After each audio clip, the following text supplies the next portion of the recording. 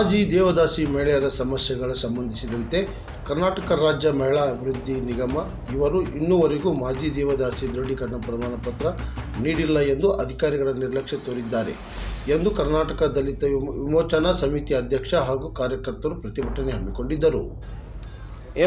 November 26 ಸಂವಿಧಾನ ದಿನ ಸಂವಿಧಾನಬದ್ಧವಾಗಿ ಸಿಗಬೇಕಾದಂಥ ನಮ್ಮ ಕರ್ನಾಟಕ ರಾಜ್ಯದಲ್ಲಿ ಮಾಜಿ ದೇವದಾಸಿ ಮಹಿಳೆಯರಿಗೆ ಸಿಗಬೇಕಾದಂಥ ಸರ್ಕಾರದ ಸೌಲಭ್ಯಗಳು ಸಮರ್ಪಕವಾಗಿ ಅವರಿಗೆ ದೊರಕುತ್ತಿಲ್ಲ ಅನ್ನುವ ಒಂದು ಮಹಾ ದೊಡ್ಡ ಕಾರಣಕ್ಕಾಗಿ ಕರ್ನಾಟಕ ದಲಿತ ವಿಮೋಚನಾ ಸಮಿತಿ ಇವತ್ತು ಧಾರವಾಡ ಜಿಲ್ಲಾ ಸಮಿತಿ ಇವತ್ತು ಜಿಲ್ಲಾ ಕಚೇರಿಗಳ ಮುಂದೆ ಒಂದು ಪ್ರತಿಭಟನೆ ಅವರ ಹಕ್ಕುಗಳಾಗಿ ಹಮ್ಮಿಕೊಂಡಿದ್ದು, ಅವರ ಸಿಗಬೇಕಾದಂಥ ಸೌಲಭ್ಯಗಳು ನೇರವಾಗಿ ನಾನು ಮಾತಾಡಲಿಕ್ಕೆ ಇಷ್ಟಪಡ್ತೇನೆ. ಸರ್ಕಾರಕ್ಕಿರ್ಬೋದು ಅಥವಾ ಜಿಲ್ಲಾಡಳಿತಕ್ಕಿರ್ಬೋದು ಅವರಿಗೆ ಸಿಗ್ತಕ್ಕಂಥ ಮೊಟ್ಟ ಮೊದಲಿಗೆ ಏನು 1500 ರೂಪಾಯಿ ಮಾಸಾಸನ ಕೊಡ್ತಿರಲ್ಲ, ಅವ್ರಿಗೆ ಪ್ರತಿ ತಿಂಗಳ ಕಾಲಕ್ಕೆ ಕೊಡ್ತಾ ಇಲ್ಲ. ನೀವು ಗೃಹಲಕ್ಷ್ಮಿ ಇರ್ಬೋದು, ಇನ್ನೇ ಯಾವುದೇ ಯೋಜನೆಗಳನ್ನು ಸಮರ್ಪಕವಾಗಿ ನೀಡಾಕತ್ತೀರಿ. ಇವ್ರಿಗೆ ಕಾಯಮವಾಗಿ ಅವ್ರ ಅನಿಷ್ಟ ಪದ್ಧತಿಯಲ್ಲಿ ಜೀವನ ಸಾಗ್ತಾ ಇದ್ದಾರಾ ಇಲ್ಲಿ ನೋಡ್ಬೋದು. ಅವ್ರಿಗೆ ಮಾಸಾಸನ ಸರಿಯಾಗಿ ಮಾಡ್ತಿದ್ದಿಲ್ಲ. 1ನೇ ಪಾಯಿಂಟ್.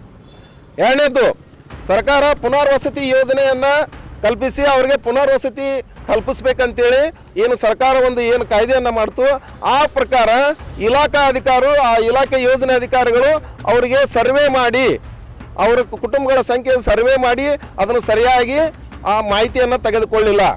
ಅವರಿಗೆ ಏನಿದೆ ಪುನರ್ವಸತಿ ಯೋಜನೆಯನ್ನು ಮಾಡಿದ್ರು, ಅದಕ್ಕೆ 100 ಷರತ್ತುಗಳನ್ನು ಇಟ್ಟರು. ಷರತ್ತಿನೊಂದು ಒಂದು ಉದಾಹರಣೆಗೆ ಹೇಳ್ತೇನೆ. ಗ್ರಾಮೀಣ ಭಾಗದಲ್ಲಿ ಇರ್ತಕ್ಕಂಥ ಒಬ್ಬ ದೇವದಾಸಿ ಮಹಿಳೆಗೆ ಒಂದು ಪುನರ್ವಸತಿ 5 ಲಕ್ಷ ರೂಪಾಯಿ ಮನೆ ಹಾಕೋಬೇಕಪ್ಪ ಅಂದ್ರೆ ಅಲ್ಲಿ ಇರ್ತಕ್ಕಂಥ ಇಲ್ಲಿ ದೇವದಾಸಿ ಇಲಾಖೆ ಯೋಜನಾಧಿಕಾರಿಗಳು ಅವರಿಗೆ ನೀವು ನಿಮ್ಮ ಪಂಚಾಯಿತಿಯಿಂದ ಮನೆ ಹಾಕ್ಕೊಂಡಿಲ್ಲ ಅಂತೇಳಿ ಒಂದು ಎನ್ಒಸಿ ತುಂಬ ಅಂತೇಳಿ ಇಲಾಖೆ ಅಧಿಕಾರಿಗಳು ಕೇಳ್ತಾರೆ. ಪಂಚಾಯಿತಿಗೆ ಹೋಗಿ ನಾವು ಕೇಳಲಿಕ್ಕೆ ಹೋದರೆ ಆ ದೇವದಾಸಿ ಮಹಿಳೆ ಅವ್ರಿಗೆ ತಂದೆ ತಾಯಿ ಅಥವಾ ಅಣ್ಣ ತಮ್ಮ ಅಕ್ಕ ಯಾರ್ದೋ ಜೊತೆ ಆ BPL ಕಾರ್ಡ್ ಜೊತೆ ಆಕಿ ಕುಟುಂಬದ ಜೊತೆ ಜೀವನ ಮಾಡ್ತಿರ್ತಾಳೆ.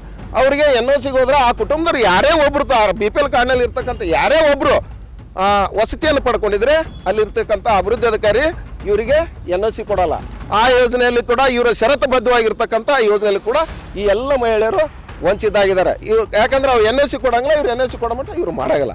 ಹಾಗಾಗಿ 2016ರಲ್ಲಿ ಏನು ದೇವದಾಸಿ ಮಕ್ಕಳಿಗೆ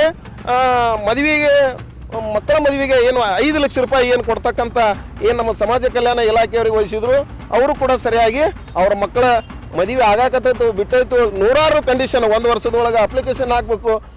ಅವರು ಅನಕ್ಷರಸ್ಥರದರ. ಮುಖ್ಯವಾಗಿ ದೇವದಾಸಿ ಮಹಿಳೆಯರ ಸಮಸ್ಯೆಗಳನ್ನು ಗಂಭೀರವಾಗಿ ಪರಿಗಣನೆಗೆ ತೆಗೆದುಕೊಳ್ಳಬೇಕು ಹಾಗೂ ಈಗಾಗಲೇ ನಿಷ್ಕಾಳಜಿ ವಹಿಸಿದ ಅಧಿಕಾರಿಗಳ ಮೇಲೆ ಸೂಕ್ತ ಕಾನೂನಿನ ಕ್ರಮ ಕೈಗೊಂಡು ಸಮಾಜದಲ್ಲಿ ಅನಿಷ್ಟ ದೇವದಾಸಿ ಪದ್ಧತಿಯಿಂದ ಹೊರಬರಲು ಸಮಸ್ಯೆಗಳನ್ನು ಸರಿಪಡಿಸಬೇಕು. ಇದನ್ನು ನಿರ್ಲಕ್ಷ್ಯ ಮಾಡಿದ್ದಲ್ಲಿ ಮುಂದೆ ಉಗ್ರವಾದ ಪ್ರತಿಭಟನೆ ಮಾಡಲಾಗುವುದು ಎಂದು ಕರ್ನಾಟಕ ದಲಿತ ವಿಮೋಚನಾ ಸಮಿತಿ ಅಧ್ಯಕ್ಷರು ಹಾಗೂ ಕಾರ್ಯಕರ್ತರು ಮಾನ್ಯ ಜಿಲ್ಲಾಧಿಕಾರಿ ಅವರಿಗೆ ಮನವಿ ಸಲ್ಲಿಸಿದರು.